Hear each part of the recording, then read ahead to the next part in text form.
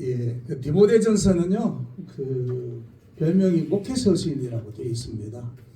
그 우리 목회자들과 교회에 그리고 오늘 우리 많은 크리스찬들에게 주시는 교회가 뭘 해야 되고 또 목사인 우리 목회자들이 어떻게 해야 되고 성도들이 어떻게 살아가야 되는 그 교회론적 입장에서 주신 말씀이기도 합니다.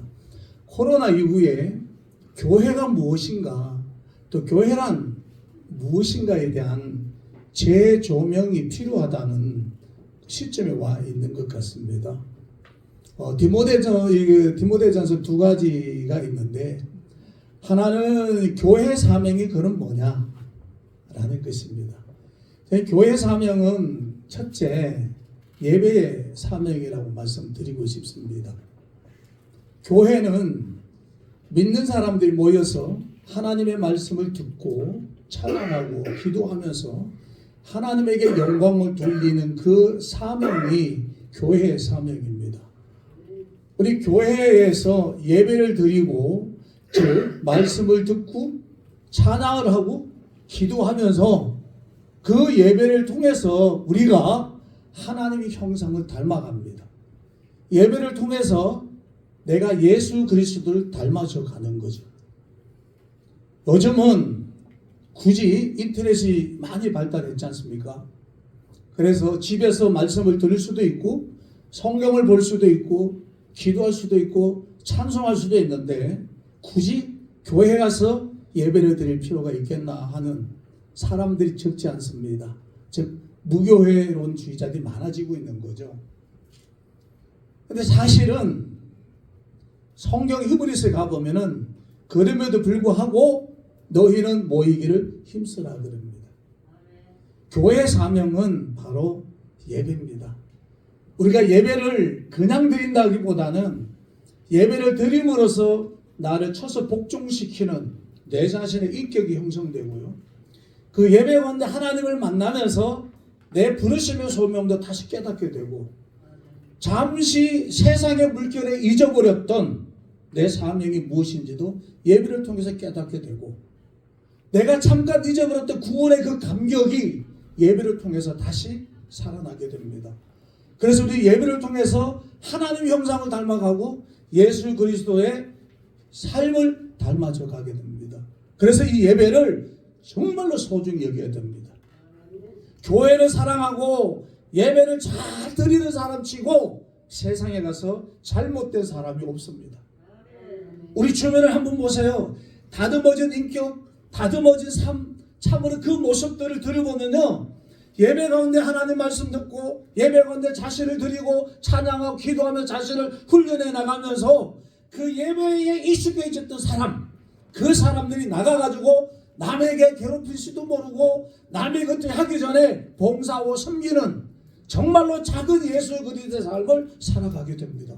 그게 예배예요. 그래서 우리는 이 예배를 정말로 소중히 여겨야 됩니다.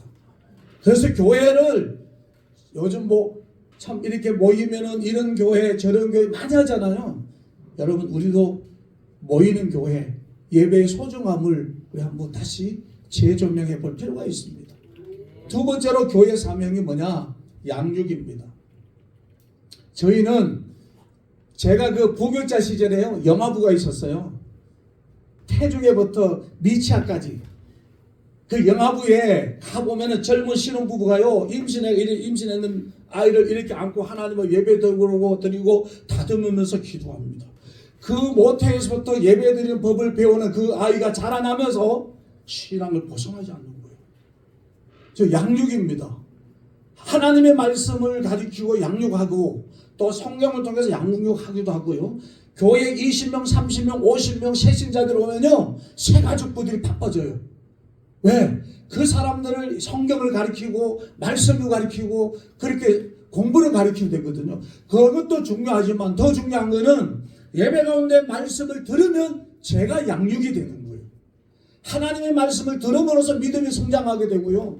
하나님 말씀을 들을 때마다 내 지식도 지혜도 자라게 되고 하나님의 말씀을 들을 때마다 내 마음에서 의에 대한 그 마음이 감동이 계속 살아납니다. 그러면서 내가 무엇을 해야 되고 내가 어떻게 살아가야 되는지를 알게 되는 거예요. 그래서 교회는 사명은 양육입니다. 믿음이 있는 만큼, 배운 만큼, 드린 만큼 믿음이 커진 사람이 나가서 큰 일을 하게 되고, 믿음이 작은 사람은 나가서 작은 일을 하는 거예요. 믿음의 그릇만큼이에요. 우리가 전도를 합니다. 선교를 합니다. 그런데 그것도 배운 대로 말씀을 통해 배우고 예배를 통해서 배우고, 그런 배운 대로 나가서 선교하고 전도 한번 해보세요. 얼마나 좋은 일이 많아지는지. 그런데요, 그냥 말로만 전도하면 안 되잖아요. 요즘 봉사해야 되잖아요. 예수 그리스도의 삶을 살아가면서 봉사하는 것도 중요하잖아요. 그래서 말씀을 듣고 예배를 통해서 예수 그리스도의 삶을 배워서, 형상을 배워서 나가서 주님처럼 섬기고 하면은 세상 사람들에게 감동이 생기는 건데, 잊지 말아야 될 것은 균형입니다. 절대로 균형을 잊어버리면 안 됩니다. 말씀에 치우치거나 영성에 치우치거나 봉사에만 치우치거나 사회봉사에만 치우치거나 어떤 하나에만 치우치면 그는 문제가 생기는 거예요. 균형적인 신앙감도 얼마나 중요한 겁니다. 저와 우리 많은 목사님들이, 저는 우리 교회가 삶을 가르치고 예배를 가르치고, 그래서 그 사람들이 배워서 나가가지고 수많은 사람들에게 섬김과 봉사를 통해서 감동을 줄 수 있는 새로운 놀라운 일들이 일어났으면 좋겠고, 오늘 이 교회에서부터 시작해서 여기 교회 오시는 분들마다 마음에 잃어버렸던 구원의 감격도 회복하고, 그리고 내가 뭘 해야 될지 사명도 다시 재조명이 되고, 여기서 기도해서 예수 그리스도의 말씀을 듣고 나와서 부족하지만 작은 예수 그리스도의 삶을 세상 속에서 살아가면 우리의 삶을 통해서 많은 사람들이 감동을 받고 감격을 받고, 그래서 교회 오게 만들고 예수 그리스도 복음이 들어갈 수 있도록 환경을 만들어주는 그 역할은 교회가 해야 됩니다. 네. 오늘 이 자리에 모인 저와 우리 많은 사랑하고 존경하는 목사님들, 네.